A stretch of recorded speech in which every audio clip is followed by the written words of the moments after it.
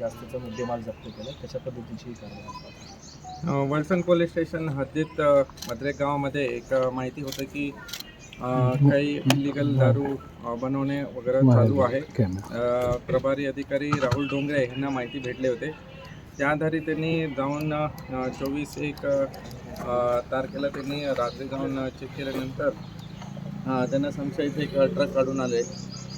ते ट्रकमध्ये कसं आहे की वरती वेगळं सामान ठेवलेलं आहे आणि खाली दारूचं बॉटल्स वगैरे होते. त्या अनुषंगाने त्यांना संशयित वाटला की हे देशी दारू कसं बनवतात. त्यांनी ते चौकशीनुसार तिथं फॉलोअप करून ते मूळ स्पॉटला गेले. ते स्पॉटला पूर्ण एक फॅक्टरीसारखं सेटअप होतं.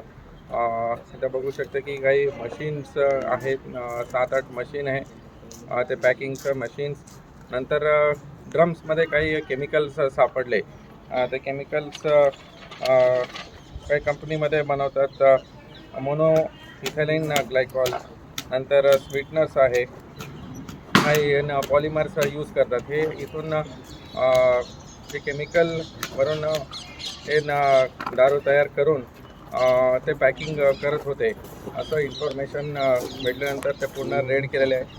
तसेच 80 लाखाचं दारू जे बनवून ठेवले होते ते आम्ही सीज केलेले आहे. तसेच मशीन्स आणि काही ड्रम्स आणि केमिकल आणि 2 व्हेकल असं टोटल सीज केलेले 1,54 लाखाचं पूर्ण मुद्देमाल आहे. ह्याचा आरोपीचा शोध घेण्यासाठी आम्ही ते टीम रवाना केलेली आहे. एक आरोपी जो मालक आणि तिथंच चालक होता ते आमच्या ताब्यामध्ये आहे. तर आम्ही हे पूर्ण चेन कुठून हे बनवतात बनवण्याच्या ठिकाणी आम्हाला भेटलेले कुठं हे फॉरवर्ड करतात, ट्रान्सपोर्टेशन कोण करतायत, नंतर हे कुठं सप्लाय होते, हे पूर्ण चेन चं लिंक आम्हाला भेटलेले आहे. तसंच 3 टीम वेगवेगळ्या बाकी जिल्ह्यामध्ये पण आमचं टीम रवाना झालेली आहे. स्थानिक जो आरोपी होता ते आमच्या ताब्यामध्ये आहे. सर, यामध्ये काय माल जो सप्लाय होत होता याची काही माहिती मिळाली आहे का? वेगवेगळ्या प्रकारचे ब्रँड्स हां, हे वेगवेगळ्या प्रकारचं ब्रँड्स आहे. काही ऑरेंज आहे, टँगो आहे, तर संत्री असं ब्रँड्स आणि बनवतात. ह्याचं अजूनही ते बाकी आरोपी निष्पन्न झाल्यानंतर ते आम्हाला समजून येणार. काही बाहेरचं जिल्ह्यामध्ये काही आरोपी आहे, मुंबई, धुळे असं ठिकाणी आहे.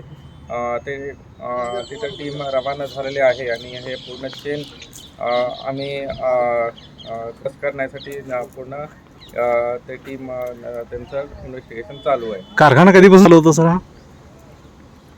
कारखान्या अंदाजे 15 दिवस झाला होता असं माहिती आहे. पण ह्याच्यामध्ये जी दारूबंदी जायची त्याची काही आरोग्यास हानिकारक किंवा असे काही प्रकार आहे याची काही टेस्ट वगैरे होईल किंवा होणार आहे? ह्याचं केमिकल अनालिसिस होईल. त्याचं सीजर झालेलं आहे, त्याचं फॉरेन्सिक येऊन ते सगळं सीज केलेलं आहे. तसेच ते केमिकल अनालिसिस करून त्याचं योग्य ते कलम आम्ही लावणार आहे. Okay, thank you sir. ओके.